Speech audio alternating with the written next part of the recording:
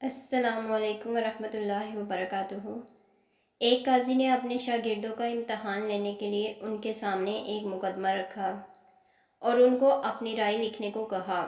ایک شخص کے گھر مہمان آئے، اس نے ان کی خاطر مدارت کی، اپنے ملازم کو دودھ لینے بھیجا تاکہ مہمانوں کے لیے کھیر بنائی جائے۔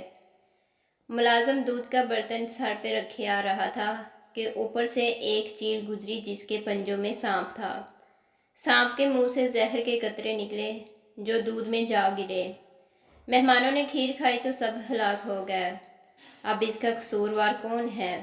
پہلے شاگرد نے لکھا کہ یہ غلطی ملازم کی ہے، اسے برتن ڈانپنا چاہیے تھا، لہٰذا مہمانوں کا قتل اس کے ذمہ ہے، اسے سزا دی جائے گی۔ قاضی نے کہا کہ یہ بات درست ہے کہ ملازم کو برتن ڈانپنا چاہیے تھا، لیکن یہ اتنا قصور بڑا نہیں کہ اسے موت کی سزا دی جائے۔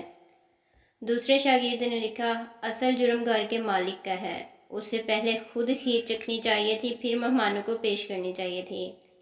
قاضی نے یہ جواز بھی مسترد کر دیا۔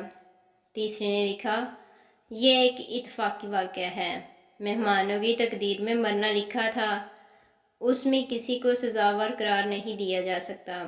قاضی نے کہا کہ یہ کسی جج کی اپروچ نہیں ہونی چاہیے۔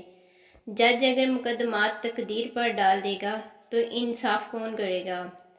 چوتھے نے کہا کہ سب سے پہلا سوال یہ کہ یہ سارا منظر دیکھا کس نے؟ کس نے چیل کے پنجوں میں سانپ دیکھا؟ کس نے سانپ کے منہ سے زہر نکلتا دیکھا؟